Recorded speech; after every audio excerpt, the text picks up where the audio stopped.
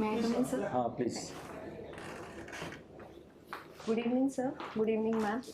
Good evening. You are Rajshri? Yes, sir. Please take a seat. Thank you, sir. Rajshri, for the benefit of the panel, can you give a quick introduction, please? Yes, sir. Sir, I am Rajashree Deshmukh. I belong to Sangamner Tehsil of Ahmednagar district from Maharashtra. I did my schooling from Sangamner and then graduation from MIT Pune. And after that, I've been preparing for civil services. My optional is sociology and my hobbies are journaling and cooking Maharashtrian cuisine. Shantaram is your surname? Middle name, sir. Father's name. Right. It was also the name of a famous novel, if I remember. Yes, sir. Who has written it and what is it all about? Sir, it's about a person named George. I don't remember his surname. It was about his stay in Mumbai. He stayed for a while in Mumbai and he wrote about his experiences there. So, Rajshri, can you tell me something about artificial intelligence? Yes, sir. Sir, I'm sorry, sir. Artificial intelligence is a branch of the computer science which uses machines or technology to do certain tasks which was possible only by humans. It behaves like a human and performs those tasks. The major aim of artificial intelligence is to ease human life and perform those tasks for which the human capabilities are lacking. So, what jobs would be threatened by the rise of AI?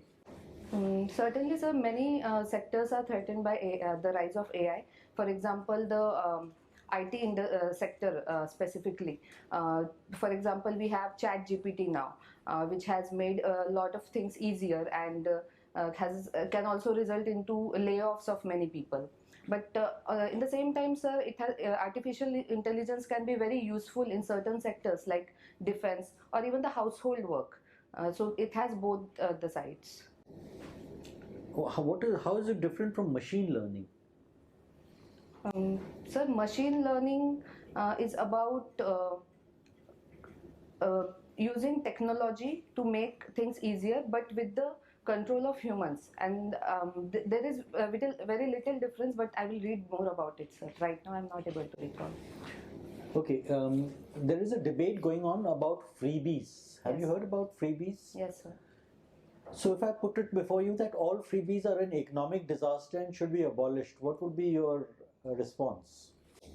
Sir, certainly it wouldn't be a good idea to abolish all the freebies. Freebies are something which should be given very rationally, taking into consideration all the social as well as economic aspects of the state or the country. Sorry, I didn't hear clearly. You said they should be abolished? No, sir. No. Okay. Please continue. Sir, certain freebies in the form of suppose food or fertilizer subsidy, these are very important for the development of the country, and certain freebies should not be given if they are trying if they are used as a political tool, is what I feel. So who's to decide what is a political tool and what is not? Sir, I think various stakeholders should be involved in policy making when freebies are to be given in any state, and all the aspects of that particular region should be considered. For example, right. Thank you. Same context, like especially during the elections, before the elections, various political parties come out with so many things that promises. So shouldn't there be any agency to ascertain which promises are really practical, or they are just for the sake of promise, they are just making fool of people? Sir, I think it will be very difficult to regulate the promises that are made. Each political party has the right to put its manifesto in front of the people, and it is all in a democracy. It is also up to the people's thinking that what they should believe or not. Okay. Now tell me, you are a civil engineer basically. So can you tell me some recent advancements which have occurred in the civil engineering? So if I were to talk particularly about India, India has been a forerunner in the field of civil engineering, since infrastructure is one of the biggest pillar of the development of India. We have examples like Chenab Bridge or the Atal Tunnel, which seemed very impossible 10 years ago. But today, such projects are an example that civil engineering. These are the example of the projects. Yes. Technologically, what exactly has happened in the technology field of civil engineering? Sir, in the technology field, various measures are taken so that the buildings infrastructure are disaster resistant. For example, if we talk about Chenab Bridge, they have collaborated with IIT Roorkee so that the infrastructure is earthquake resistant. So these technologies are. This brings me to the multi-storied buildings, specially built in NCR area, Yes, sir. which is a very earthquake-prone area. Do you think that this particular precaution has been taken by the building manufacturers, number one, and can something be done about it now, even if they had not taken earlier? Sir, I think it comes down to the regulation by the certain agencies. If regulations and proper clearances are taken, then the disasters which happen due to these buildings can be avoided. And regarding the existing buildings, there are many processes. For example, some buildings were demolished recently, and certainly all the aspects would have been considered there. And if we do not need to abolish, then certainly we can add factors of sustainability there. For example, thinking of converting those buildings into green buildings or environment. No, suppose I just wanted to know you whether any technique is available. The building is already built. People are staying there, and especially after so many earthquakes which are happening here and other places. Now, suppose you want to supplement, strengthen it from the earthquake point of view. Is there a technology available that this can be done? So certain processes are used. For example, the sand filling method near the foundation of the building. Then also there are technologies like base isolation which can be used. So there are certain technologies which can be used after the building is built. Okay. My last question to you: what is the marriage age and what is the controversy about it, and where is it being discussed, or what is the status? Sir, currently the marriage age for girls is 18 years of age and for boys is 21 years of age. And the controversy is that if it should be increased to 21 years for girls, and discussions are ongoing, and the bill was presented in the parliament, which is still under consideration, but not. So what is the objection to this? Who are the people who are objecting to it? And is a matter pending also in the court, Supreme Court? Sir, I cannot recall about Supreme Court's stand on this, but the objection is that the major aim of reducing increasing the marriageable age would not be sufficed just by increasing it. The need of the hour is implementation of the existing rights that women have, and also facilitating them with proper education and all the facilities for their development. But there are certain people who are opposing it for certain reasons. Are you aware? I'll have to read about it, sir. Okay, thank you. Rajshri, you have seen 10th, 12th, PCMB English. This, Sir, actually that is how we write. these youngsters write like this. Why different treatment to English? PCMBE, why not PCMBE? Sir, that is how we used to write in college, PCMB and then English. Is fond of using abbreviations. What is abbreviation? I say YOLO. Have you heard YOLO? No, sir. You only live once. Okay, thank you, sir. This is new after COVID. Now we now use it YOLO. You, as a cooking Maharashtrian cuisine, which type of cuisine you cook? Sir, I cook dishes like Maharashtrian dishes like puram poi, kothambir vadi, thali pit. These are the prominent ones. Puram poli is sweet. Yes, sir. What do they fill in this puram poli? Sir, it is a mixture of the chana dal and jaggery. Okay. This poha, is poha Maharashtrian dish? Madhya Pradesh claims it is their dish. Sir, it is a controversial topic in both the states. Both of them claim, but the method of preparation is different, and hence Maharashtrian poha is different from Indori poha. Okay. See, the chefs in the professional world are mostly male. Even that halwais are male. They are also chefs. actually. But in home, men don't cook. Is woman's domain. Outside only is men's domain. Who are better cook? Sir, it depends on the person. We cannot categorize men or women as better. Why don't you should protest that men should also cook at home? Outside, all food is being cooked by men only. Yes, sir, they should. Should be. Okay. See, Maharashtra, there was a demand for separation of states. There should be two states. Some states have been bifurcated. What is that demand all about? So the eastern part of Maharashtra, that is Marathwada and Vidarbha region, are comparatively less developed than the western part, that is Konkan region. So there have been demands so that if the state is bifurcated, maybe the development can accelerate there and better facilities will be provided. And what do you think? It should be or should not be? Sir, I do not think demarcation is the sole solution to such problems. The problem is of development there and also the farmers' distress there. So these should be addressed considering the states as a whole.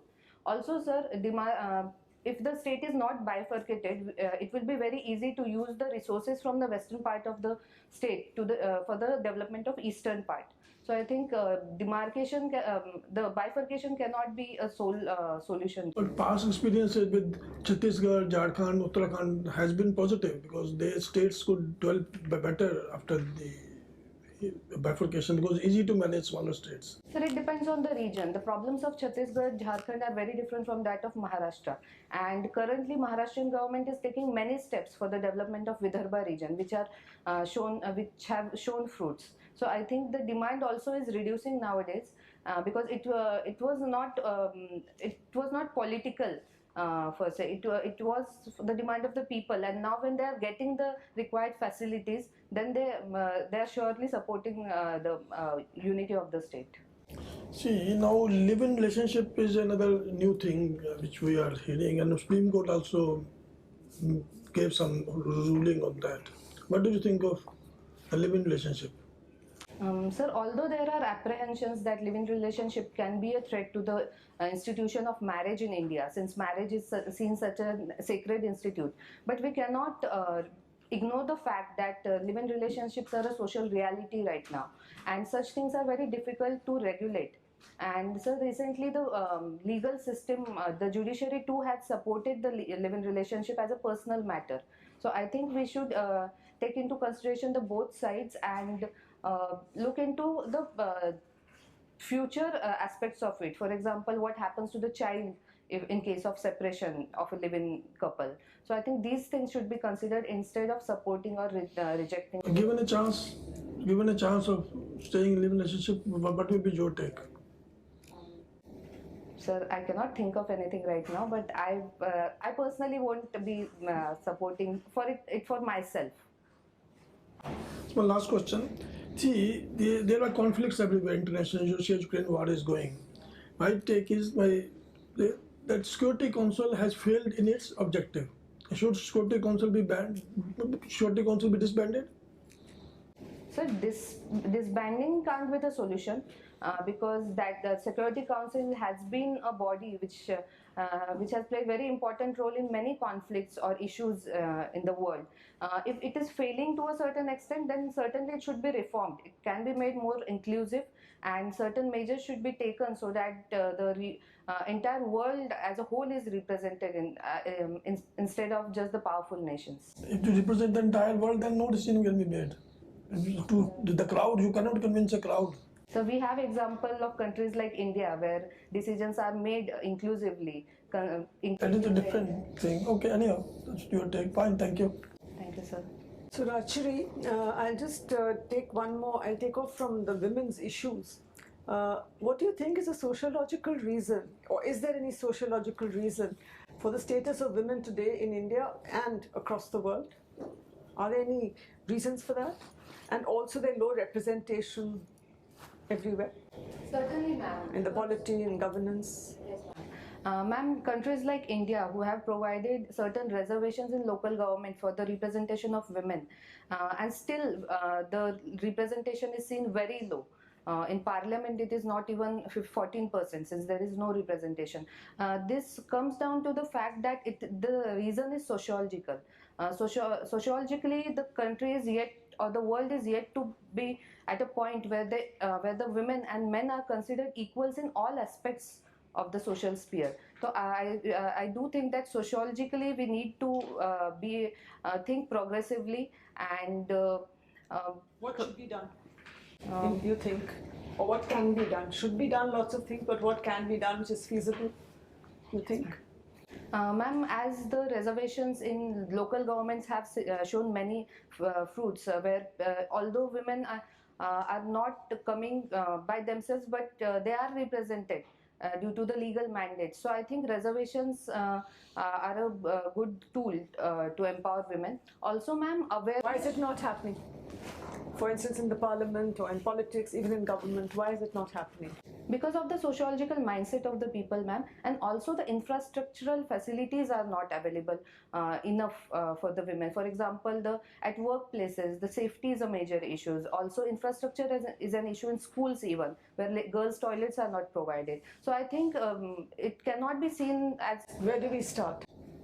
Ma'am, I think... from the homes. Yes, yes. From the men, from the homes, from the women, from the, Yes, there is a need for women to be supportive of other women, ma'am, where we do not have this concept of a mother-in-law being pulling down force. Adversary or something. Yes, ma'am. So all that mindset change has to come about, but how will it come about? Ma'am, when mothers will teach their children, Both sons and daughters. both sons and daughters, to respect women and men equally. Respect is the main thing. If there's no respect, then there's bound to be aggression. Okay. And your father's in agriculture. What does he grow? Ma'am, currently he grows ginger, bananas, and papaya. So, in what way can mechanization, can these things be mechanized, the products that are grown on your farm, and would mechanization be the way forward for increasing farm incomes? Surely, ma'am, because the major issue, specifically in our area, is of the labor. Labor scarcity is a major issue, and mechanization can certainly help increase the productivity. For example, we have drips and sprinkler irrigation. So this had solved the problem of water scarcity to a large extent. Also, ma'am, the harvesters which are used in harvesting crops like wheat, they have reduced the expenses also, and also the scarcity of labor. So certainly So is it happening? It's so expensive. So mechanization is an expensive process. So what needs to be done? What would be the best way out so that everybody can get access? Ma'am, I can remember of an example of the village called Hivre Bazar in our district. They have created a model where such instruments are bought or rented at a community level, and the village Gram Panchayat rents such instruments, and then it is used at a very minimum cost by the farmers at a community level. So it needs to be replicated, so that everywhere it helps increase productivity, and so it contributes to food security, which is we have a crisis at the moment, and I think that's going to happen in the future as well. Last question: you cook. You are saying you're interested in Maharashtra cuisine. Cuisine is an important element of soft power, of a country's soft power. Do you think all cuisines are able to contribute, or only specific cuisines are able to contribute, and what are the other elements of soft power? Ma'am, the cuisine of any region is also part of the identity of that region. Recently, we have seen that many traditional cuisines are seen vanishing or being lost from the books as well as in practice. For example, the South Indian cuisines. Also, we talk about millets, which were a very basic part of Indian diet, but they were significantly ignored. So I think that it can be used as a tool of soft power, since food basically is a tool which can be used in the area of food security. When we provide food security to food aids to other nations, it definitely is a tool of soft power. So what have we done recently, and as far as millets goes? Ma'am, this year 2023 is recognized as the International Year on Millets, and various initiatives are taken. In the budget also separate provisions have been made. Thank you. Thank you, ma'am. Rajshri, Yes, sir. so with respect to Maharashtra, there is some border issue that was happening. With which state and what was the problem? Sir, the issue is between Karnataka and Maharashtra over the districts like Belgaum, the Nipani and the Upper Kannada district. According to the State Reorganization Commission of 1956, these districts were given to Karnataka. And Maharashtra claimed them because a large section of Marathi speaking population resides there. And so the major problem there is of development, where people are dependent on both the states. They are hopeful from both the states for development. So that is the major issue there. And certain commissions were also formed, but no conclusion have been made so far.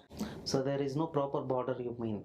There is border where certain villages are in Maharashtra's territory, certain in Karnataka's, but both the states are claiming other territories also. Suppose Maharashtra is claiming the area of Upper Kannada, which belongs to Karnataka. So these are the problems there, sir. Okay. So, since I think your father is from agricultural background, right? Yes, sir.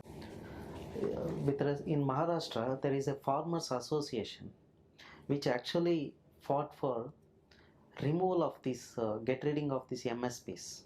Yes. Are you aware of it? Not much, sir. I've heard of it. So what may be the grounds on which they would like to eliminate this MSP? Sir, as far as I have seen, in Maharashtra, the effect of MSP is very less, because the first reason is that MSPs are not legally mandated, and there has been a lot of exploitation from the middlemen there. The cost given to the farmers for their produce have been very less. So the problem you are referring to, it certainly might be from the point of view of farmers to be able to sell their produce openly in the market without any restrictions of MSP. So there might be. So what is the status of private markets in Maharashtra, agricultural markets? Sir, I would say that majority of the product is sold in private markets in Maharashtra. Because mostly cash crops are grown in Maharashtra, like cotton, sugarcane, and the horticultural crops, which do not come under MSP. So private markets are flourishing there. So in which states the APMC influence are high? Sir, in the northern states like Punjab, Haryana, Uttar Pradesh, there. Okay, fine. So this particular city, Sangamner, so does it have any historical aspects from which this name is inspired from? Yes, sir. Sir, the name Sangamner comes from the fact that it is a sangam of three rivers called Pravara, Mayungi and Adhara. That is why it's named Sangamner. So do you think there are something like Sangam literature or something that is related to this? No, sir, it's not related to Sangamner as such. It's related to South India. Okay. So what is the historical link between Maharashtra and Karnataka and Telangana? Sir, these were the regions under the Maratha Empire, and a lot of Marathi speaking population was there in these regions. So this is what I know, the link between them. And also, sir, the many rivers are common in these states. For example, Godavari. So is there any water sharing agreement? Yes, sir. Yes, sir. Over Godavari. There's a. I do not know the details, but I will read about it, sir. Okay. So sociology is your optional? Yes, sir. Correct? Okay. So what do you think is the relevance of marks in the current period? Does it have any relevance at all? We do have, sir. The basic theory of Marx was that there is a section called haves and there is a section called have-nots, which have been exploited by the haves due to capitalist tendencies. And certainly the great divide between the rich and poor today is a reflection of the Marx theory, I would say, and hence it is relevant today also. Okay, so With respect to social systems, so caste as a system, so what relevance does it have today? Sir, Is it right to use the word caste with respect to the Indian context? yes, sir, because the existence of caste today is a social reality. We cannot ignore that. Certainly, sir, many castes still exist, and the caste is an identity of the people in India today. And what is problematic is that, sir, the differentiation between the two castes, one being higher than the other one. So castes are relevant as an identity, but I think that the material development, the technological development can play a major role in for people to come out of the shelves of caste identities. So one last question. With respect to Marathi reservation, Marathas, so what is your standpoint on it? And in large, there are growing demands for reservations in various states. So the basic aim to provide reservation to any social sector of social section of people is that their sociological and economical backwardness. When we consider the reservations for the SCs and STs too, their historic backwardness has been a reason which is still prevalent today. If we are to give reservations to any category like Marathas, then due procedures should be followed, and it should be evidence-based approach. If they are actually backward in any aspect, socially or economically, then reservations should be given, but within constitutional limits. So fine. So what do you Rajshri, that brings us to the end of our formal interaction. Thank you, sir. Thank you. All the best. Thank you. Thank you, sir.